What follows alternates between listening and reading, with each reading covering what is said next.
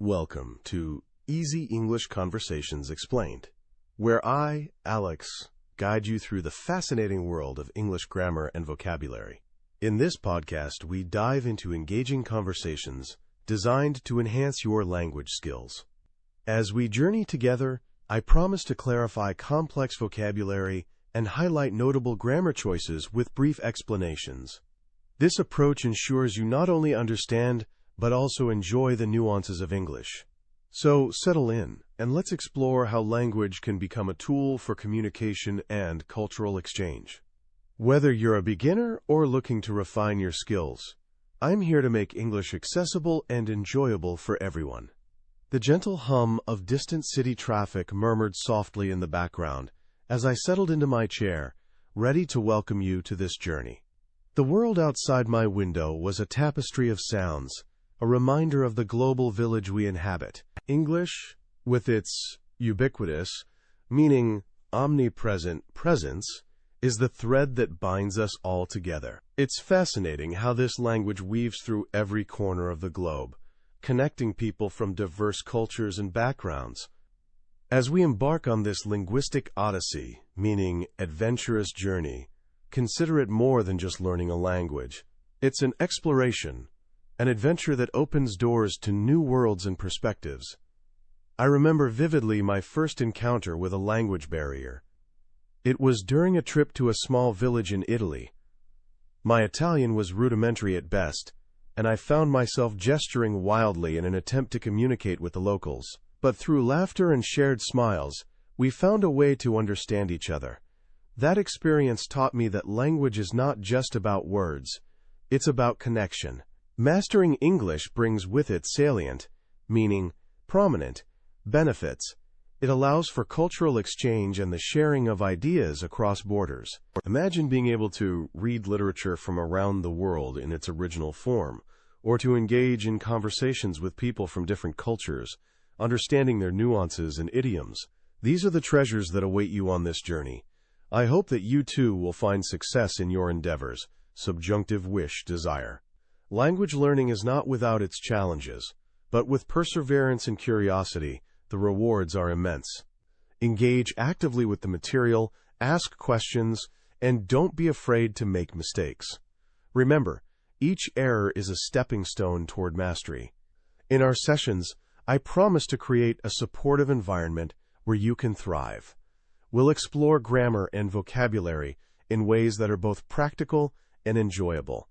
Together, we'll unravel the complexities of English, making it accessible and, dare I say, fun. As we conclude today's introduction, I want to leave you with a thought. Self-improvement is a continuous journey, much like language learning itself. With each step you take, you grow not only in skill, but in confidence. So let's embark on this adventure together, with optimism and determination. The world is waiting for you to share your voice. The podcast begins with the soft hum of traffic and the distant murmur of voices weaving through the air. These ambient city sounds create an immersive atmosphere, inviting listeners to settle into the rhythm of urban life. I lean into the microphone, my voice warm and inviting. Welcome back, everyone. Today we're diving into something that often perplexes learners, the subjunctive mood. I pause, letting the sounds of the city fill the space before continuing. The subjunctive is used for hypothetical situations. For instance, we say, if I were, instead of, if I was, when we're talking about something that isn't real, but imagined. I can almost hear the nods of understanding from my listeners. To illustrate, I share a relatable scenario. Imagine you're at your favorite coffee shop, I say, picturing the scene vividly. You might think, if I were to order a cappuccino, I would enjoy it immensely. Here, were, and would create a conditional sentence, showcasing the subjunctive mood. The city sounds fade slightly as I introduce some advanced vocabulary, seamlessly weaving it into our discussion. Choosing the right words can be as efficacious, meaning effective, as selecting the perfect coffee blend. Each adds a nuance, meaning subtle difference, that enhances the overall experience. I continue. In language, as in life, the ubiquitous, meaning Present everywhere, nature of coffee culture can serve as a metaphor for how English is spoken across the globe. I let the idea linger, giving listeners a moment to absorb the connection. Reassuringly, I address a common concern. Remember, I say, my tone supportive. Errors are a natural part of language acquisition. They're not failures, but steps towards fluency. I share a personal anecdote about my own struggles with perfectionism, hoping to foster a sense of camaraderie. As the session draws to a close, I encourage listeners to practice without fear. Embrace the journey, I advise, and focus on growth over perfection. Language is about communication, not flawless execution. With a gentle reminder of the power of practice, I sign off, leaving the ambient city sounds to fill the silence. The subtle hook lies in the promise of continued exploration, inviting listeners to return and discover more about the fascinating world of English. The virtual podcast studio buzzed softly with the ambient hum of the city outside. I leaned closer to the microphone, letting the warmth of my voice carry through the airwaves. Today, we're diving into the imperative, meaning crucial role of practice in mastering language skills.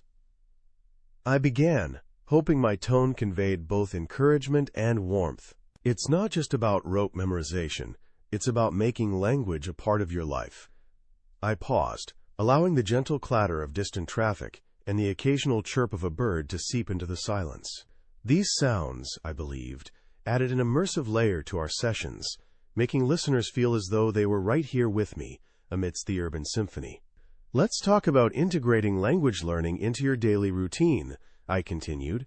When you make it intrinsic, meaning essential, to your everyday activities, it stops being a chore and starts becoming second nature. I shared a few practical exercises, simple yet effective ways to weave English into the fabric of daily life. Think of it like brushing your teeth, I suggested. You don't ponder over it, you just do it. Similarly, try narrating your actions in English as you go about your day. It could be as simple as describing what you're cooking or planning your tasks for the day. The idea was to demonstrate how grammar and vocabulary could naturally fit into everyday conversations. Consider this, I said, shifting to a more hypothetical tone. If you were to meet someone new, what would you say? Subjunctive. Use base form for wishes or hypotheticals. The subjunctive mood, I explained, often sneaks into our speech when we express wishes or hypotheticals, and recognizing it can enhance your fluency. A listener's question popped up on my screen, and I welcomed it eagerly. Alex. The message read, I struggle with forming questions in English. Any tips? I smiled, knowing this was a common hurdle. Great question. In English, forming questions often involves inversion, where you switch the subject and auxiliary verb. For example, you are learning becomes, are you learning? It's a small shift, but it makes a big difference. I could sense the collective nods of understanding from my audience. Remember, I added, language learning is a journey. It's important to persevere, meaning persist through the challenges. Every mistake is a step forward, not a setback. Encouragement flowed naturally as I wrapped up the episode. Keep experimenting with the language, I urged. Try new words, play with sentence structures. The more you explore, the more confident you'll become. As I signed off, the city sounds faded gently, leaving listeners with a motivational echo. The subtle hook lay in the promise of new discoveries, urging them to tune in next time, ready to unravel more of the language's mysteries. As the podcast began, I leaned into the microphone, eager to unravel the colorful tapestry of idiomatic expressions. Today, we're diving into idioms, I announced, my voice warm and inviting. These are phrases that don't mean what they literally say, but they add so much color to our language. Outside, the city hummed along. The distant car horns and occasional chatter provided a lively backdrop, creating an immersive experience for our listeners. It was as if the world itself was part of our conversation. Take raining cats and dogs, for example, I continued. It doesn't mean animals are falling from the sky. Instead, It paints a vivid picture of a heavy downpour. These expressions offer a glimpse into cultural contexts, how people historically understood and described their world. I paused, letting the ambient sounds weave through the silence. Idioms are more than just words. They're reflections of societal values, meaning community-related.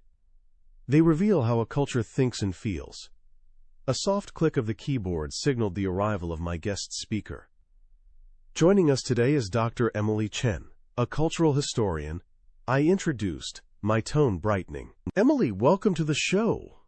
Thank you, Alex. Emily's voice came through, clear and engaging. Idioms are fascinating because they encapsulate historical and cultural layers. Exactly. I agreed. For instance, barking up the wrong tree originates from hunting practices.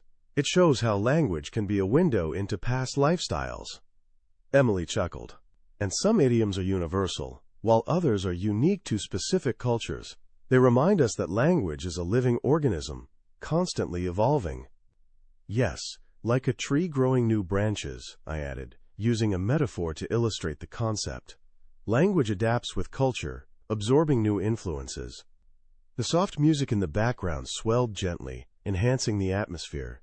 It was as if we were in a virtual studio, surrounded by the subtle hum of creativity. Listeners, I addressed the audience directly. I encourage you to explore these expressions. Appreciate the richness of English beyond mere grammar rules. Emily chimed in, understanding idioms can deepen your appreciation for the language. Absolutely, I replied. And remember, language learning is not just about memorizing rules. It's about connecting with people and their stories. I shifted slightly in my chair, the fabric rustling softly. Emily, have you noticed how idiomatic expressions can also highlight cultural nuances, meaning subtleties? Definitely, Emily responded. They often reflect a society's humor, values, and even its worldview. Precisely, I said, nodding even though she couldn't see me. And for those learning English, grasping these nuances can be both challenging and rewarding. Emily's voice took on a thoughtful tone. It's like uncovering hidden layers of meaning.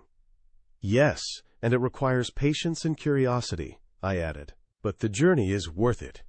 The conversation flowed easily, our words punctuated by the occasional click of the keyboard and the soft ambient music. It was a dance of ideas, each step revealing something new. Emily, I asked, if you could give one piece of advice to our listeners about idioms, what would it be?